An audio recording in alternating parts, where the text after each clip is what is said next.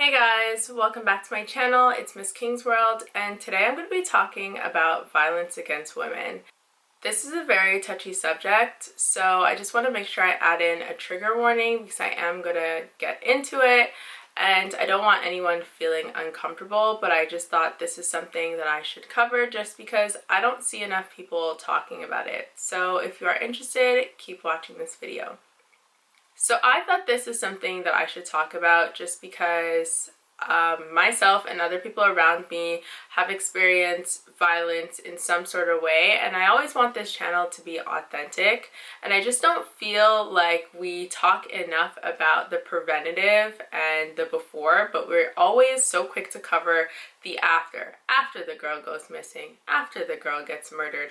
It's just like, what about the before and what we could do to prevent it, and even the signs to kind of help young women or even men kind of navigate through that or before it gets too far. So I definitely have broken my video down into different subjects or talking points, I should say, and I do have my chicken scratch notes right here. So the first is just some statistics, just because I just want women to also know that you're not alone and this actually happens a lot more than you think. So I just want to run down the numbers a little bit so you can get an idea of this pandemic. It literally is a pandemic within a pandemic that we don't really talk about. The next is microaggressions, just because I feel like not everything has to be about murder. Not everything has to go that far. There are plenty of other signs and things that happen prior as to why women feel uncomfortable. The next talking point is the after effects and what it actually does to a person. And lastly, I want to talk about violence against Black women because I feel like we just need our own specific category. Lately, there has been such an influx of violence, or I should say maybe the reportings of violence, because I truly believe there has always been a lot of violence towards women. With the lockdown, people have been going crazy, and so it's kind of led to the influx of the violence against women and people anteing up their antics because they have nothing better to do. And remember too, there's other things that come into play. People have lost their jobs. People that are alcoholics, guess what they're going to be doing? Drinking more alcohol. People that are violent and blame their women for their failures, guess what they're doing right now? Their failures are amplified. So right now, everything is just heightened and intense, and this is why there has been so much crime against women. And the fact that men could give these excuses of, oh, I have an addiction and I was trying to get rid of it by getting rid of women that gave me this addiction, that actually doesn't make any sense. So it's just crazy to think that this is the world that we live in, and unfortunately I don't think it's going to change anytime soon. So we as women kind of have to have this conversation until something changes. And I'm glad that the Me Too movement kind of started that process, but we can't let that die. It's crazy to think that half the population has to live in consistent fear. Like, I don't think men truly understand how scary that is, that I can't even walk somewhere and feel safe. Not in the night, not in broad day. You can't walk anywhere. And it's almost like walking beside a consistent grenade, almost. Like you don't quite know what's going to happen. It's like we're consistently in a battlefield. And we don't know who we're battling. That's the worst part. We don't know who's your enemy and who's on your side. You're in a battlefield by yourself trying to figure it out, because unfortunately, not all women are good either. There are some women that do play on the bedside and also try to lure you in and all of that stuff. So it's scary out here, and I don't think guys get that. And another thing that's scary is the fact that, okay, cool, you're out on the street, you always have to be on guard, you always have to be alert, like even when you're at your friends or a party or sleeping over at your friend's house, you have to be on alert as well. But it doesn't even stop there. Sometimes it's in your own home, and that's so uncomfortable to think that you can't be in your own house and be comfortable. You also have to be on alert. So there's literally nowhere for us to hide, because as much as you want to think your sister's boyfriend or a family member or a family friend is okay, sometimes they're not okay, and it just takes a moment of opportunity for someone to do something that they shouldn't be doing. And I wouldn't say that they wouldn't normally do it, because if you could do it once, you could do it again. But again, sometimes it's just that moment of opportunity that people take advantage of, and then all hell breaks loose. So the first thing I want to do is define what violence against women means, and this is a term that I found on WHO, which is the World Health Organization, and I will put the definition up on the screen. But the United Nations defines violence against women as an act of gender-based violence that results in or is likely to result in physical, sexual, or mental harm or suffering of women, including threats of such acts, coercion, or arbitrary deprivation, oh my god, I am butchering these words, of liberty, whether occurring in public or private life. So essentially, the last part that just sounds like a mess is someone trying to coerce you into anything, trying to manipulate you, or also trying to deprive you of your freedom in public or private life. So that is what that definition means. But let me kind of get into the statistics so you can understand the magnitude of the problem. So the study done by the World Health Organization from 2000 to 2018 in 161 different countries and areas concludes that nearly 1 in 3 women, 1 in 3 women, which is 30%, have been subjected to some sort of violence, either physical or intimate, which we know what that means. And that's from ages 15 to 49. That is a huge number. 1 in 3 is a lot of women. So globally, 38% of all murders of women were committed by a partner, which is why when someone always gets murdered in these shows, we always suspect it's the partner, because most times it is. And since lockdown, this has increased due to the lack of resources and also people being home. It's taken a toll on everyone, like I said earlier.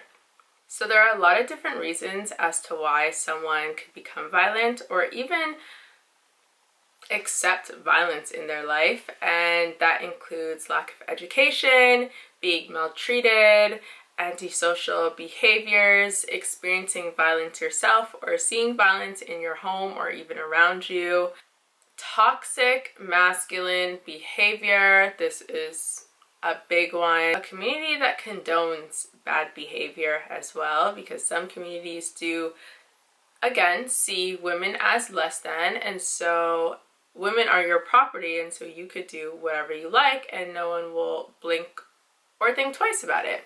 Belief in family honor, ideologies of male entitlement, and not having access to services, so help, income, being reliant on a man. There are lots of different reasons as to why people are violent and accept violence in their life, and most times this usually starts as a child and kind of carries out throughout your adulthood, and if it's not dealt with as a kid, then it manifests itself in a lot of different ways. So if you yourself have watched your parents be physically violent towards each other, then more than likely you're going to grow up and you're either going to be that person or you're going to accept that into your life and think it's normal, when In fact, it's not normal, but because that's been your norm, it's very easy to kind of justify as like, oh, well, it's not as bad as my parents. It doesn't make it right either. Not all men are bad. Not all men are abusers. However, everyone has the capacity to be that person. Don't get it confused. Just because you're not that person doesn't mean that you can't do it. And I think it's also important for people to have empathy towards other people. Just because you haven't experienced that with that specific person doesn't mean that person isn't an abuser. I feel like people are very quick to just defend other people's characters, but you don't know them the way someone else is gonna know them. Like your best friend, you're not gonna know your best friend the way his intimate partner is going to know him. You know what I'm saying? Like everyone is very different and they're very particular and careful about who they show their many faces to. So you can't be so quick to dismiss things or think things are not true unless you are with that person 24/7. Then you could say, yeah, undeniably, I know that that's not them. But if you're not there 24/7, and if there are multiple people with allegations, sometimes you need to take a step back and kind of think like, all right, cool. Maybe I haven't seen it myself, but have I seen other characteristics that display that this person could be what other people say they are? Food for thought. The people that like to abuse, I should say, are normally people in positions of power. We see this time and time again. The Harvey Weinstein, the Epstein, the Steins are clearly just a little bit wonky. R. Kelly, we see it with cops. We see it with a lot of different people that are in power. They tend to be the ones that abuse their power. And especially when you have kids in play, it becomes a lot more tricky because it's not just an abuse of power, it's also manipulation. And as a child, you are not fully developed enough to decipher right and wrong, and you can easily be manipulated by people older than you, which is why when you see, especially as a young woman, older guys hitting on you that are 20 and you're 15 and you're flattered, it's not flattery, hun. He needs to go find someone his own age, and clearly they don't want him for a reason, so he wants to try to manipulate you, and that is not okay. And it's sick, and it needs to be called out because it's actually disgusting. So let's talk about microaggressions that aren't as severe. Like, you're not exactly a killer yet, and not saying that you will be, but you're showing little signs of just you being aggressive, and it's scary. And it still has an impact even though you might not think it's that serious, but it is that serious. This is a combination of lack of the school system that I really blame. Parents I blame as well, family, society, everyone is to blame. This patriarchal society we live in, the whole thing is to blame as to why men do the things that they do and feel that it is okay. The first thing is, does anyone know what consent is? Does anyone understand consent? I think we need to definitely bring that back into the school system and really kind of teach people, because men don't like to hear the word no. And this is just the basics of human language. This is something that is probably your first or second or third word. And yet, as an adult, everyone has problems with the word no. If someone is trying to talk to me on the street and I tell them no, why is it now that they are literally stalking me? They are driving slow, they're still trying to ask why, you tell them you have a boyfriend. None of that even matters anymore. You literally have to get creative on how you say no, because at this point you almost fear that saying no is going to somehow lead to some kind of violence towards you. I shouldn't have to live my life that way. So imagine what this does to a person. You are forever messed up and skewed. You can't live your life normal again. Everything becomes different. Your outlook on life is different. Your outlook on the people around you, on men, is forever going to have, you're gonna have trust issues. Especially if it's someone that you thought you could trust and they have taken advantage of you and they've done something they weren't supposed to do. Now you're just gonna be looking at everyone like, who can I trust? Who's gonna save me? Who's gonna believe me? Because there are a lot of other things that come into play as well, and people shaming you for what happened to you is another very, very, very deep topic that does not get enough coverage, as it should, because a lot of people don't want to talk about it, but it's something that people need to talk about. Besides the family, friends, society shaming, you're gonna have trust issues, you're gonna have PTSD, sometimes you even get an STD, sleeping difficulties, abuse in substances, you're shaming yourself, the list goes on, literally. So when something like this happens to you, it's really difficult because you can't just move on from it. You kind of have to really understand what happened and kind of find a way and talk to a professional and figure out a way where you can move on from it without trying to heal yourself. I mean, you could heal yourself to an extent, but if you don't talk about it and you keep these things in, and it kind of just eats away at you, and it comes out and manifests in the worst way possible, especially if this stuff happened to you while you were a kid. So kids that experience violence at a young age either become what they have experienced, or they also just accept this because they think it's normal, or again, things manifest in bad ways. So like I said, the substance abuse, the risky sexual behavior, being groomed by adults. And another thing I want to add in, kids can be violent towards each other as well.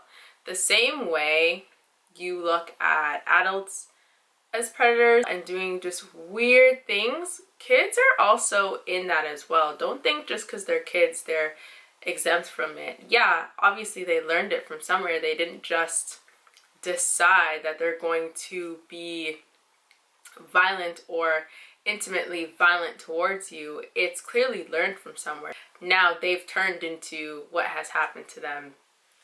It's crazy to think how much your childhood really affects you, and the fact that you don't really realize things until later on in your life, when either you're in a relationship or you're just going through the trials and tribulations of being an adult, or you even have children of your own, and then you realize that certain things that you went through were definitely not okay, and now all your baggage and your trauma is coming back, and you're trying to figure out how to navigate through that, as well as navigate through your old baggage and trauma from your childhood, which is hard, trust me.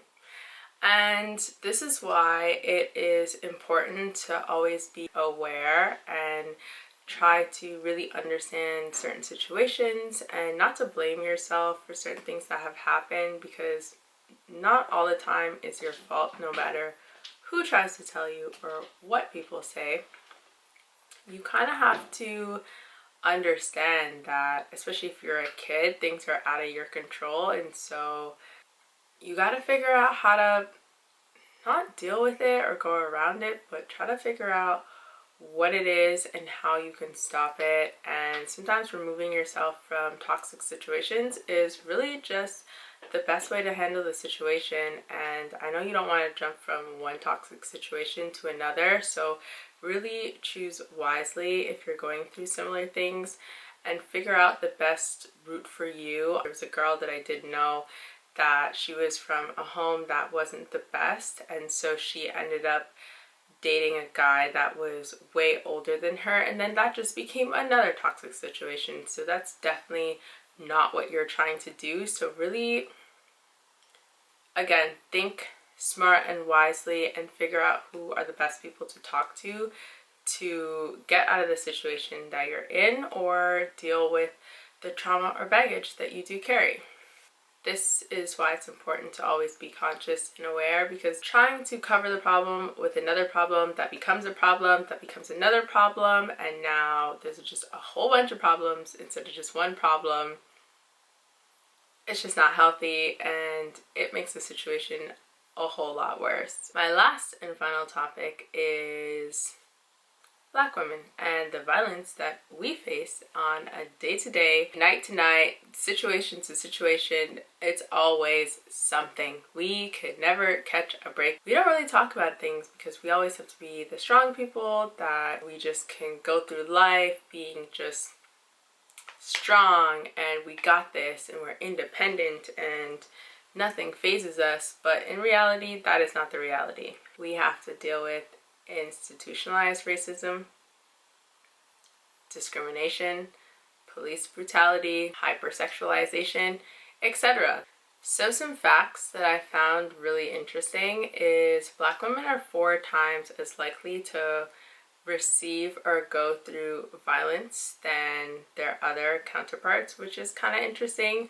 4 times is a really big number considering the first number we had was 30%. Or 1 in 3, which is already kind of crazy. So the fact that for Black women it's even more is just, do we not see a problem here? Or I just don't understand. And the fact that we are less likely to talk to people about it, because there are like cultural issues in there as well. Just even one for specific, like Black people do not like talking to cops. So even just that in itself is already a thing. So imagine if you're already experiencing violence in your household and knowing how the cops do react to Black people or Black men in general. Are you really gonna want to call the cops on him? Probably not. So it becomes like this really bad cycle, and we have to figure out a way to break the cycle. Black women are 20% more likely to experience violent intimate relations and are more likely to be killed at the hands of men. And no one does anything about it. And media constantly shows us, or society constantly shows us, that they really don't care.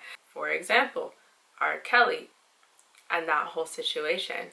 The fact that as a child that I knew that he was messing with children as a grown adult and no one really did anything about it is just goes to show you how much they really don't care about Black women. And this isn't just a society issue, this is also a Black community issue as well, because we let this man, doesn't matter what he means to the community, we let this man sit there and abuse young Black girls and no one did anything about it because they were deemed as fast girls. That's a problem.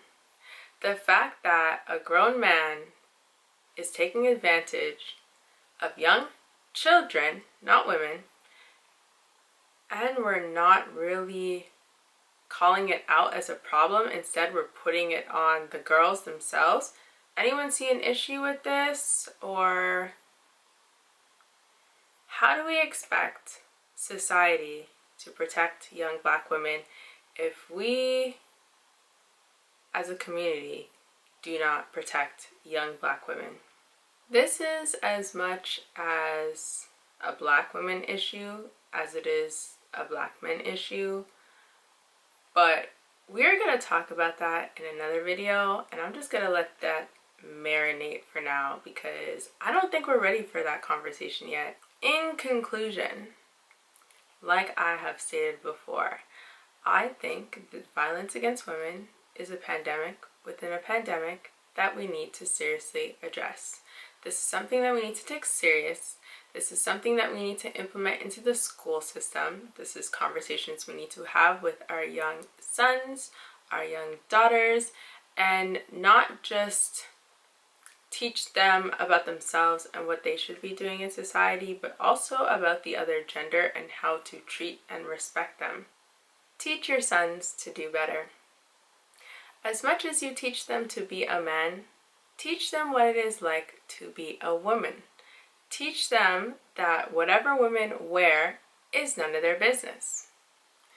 Teach them that no means no, and that consent requires 2 people, not one. Teach them about body language and how to read people and understand when people are uncomfortable in situations. Teach them how to deal with their anger in a positive way. And no, playing aggressive sports does not include dealing with your anger in a positive way. Sure, it's an outlet, but it's not the only outlet. Teach women that they can wear whatever they want. Just because you are in a revealing outfit does not give men the right to grope and harass you. It doesn't.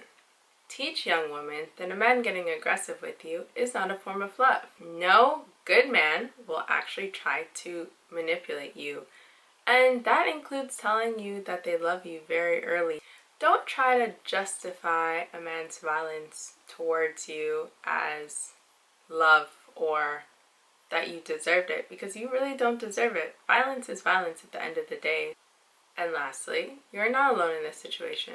There are plenty of other women going through the same thing you're going through, and don't let people or friends or family or whoever it is shame you into thinking that you deserve some of the things that you are going through. And if they do, maybe you should reconsider who you have in your life and what they mean to you. So yeah, that's pretty much my little, I wouldn't say rant, but essentially my feelings on the violence against women. And I'll definitely come out with maybe another video at some point in time to kind of go into depth a little bit more about some of the topics that I talked about. But if you did enjoy this video, then make sure you like, comment, subscribe, and I will see you for another video. Bye guys.